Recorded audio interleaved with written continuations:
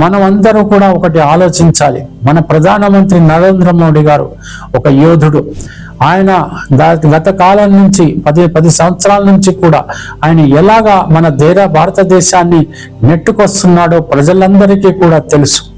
వివిధ పార్టీల వారు వివిధ రకాలుగా వాళ్ళు ప్రవర్తించవచ్చు, కానీ మన భారతదేశం మాత్రం ఎలా పరిపాలించబడుతుందో, ఎంత ఐకమత్యంతో ఒక పద్ధతి అనుసరించబడుతుందో మనకు అందరికీ కూడా తెలుసు. అయితే ఇతనికి ప్రమాదకరమైనటువంటి సమయాలు మున్ముందు ఉన్నాయి. ఇతను అతి జాగ్రత్తగా ఉండవలసిందే. ఏం జరుగుతుందో ఎలా ఉంటుందో చెప్పలేము. ఈయన కనుక లేకపోయినట్టయితే ఇక నెక్స్ట్ ఎవరు అనేటువంటి విషయంలో చాలా సందిగ్ధ పరిస్థితుల్లో ఈ యొక్క భారతదేశం పడిపోతుంది. ఆయన లాంటి యోధుడు మాత్రం వెంటనే మనకు కనపడటం లేదు.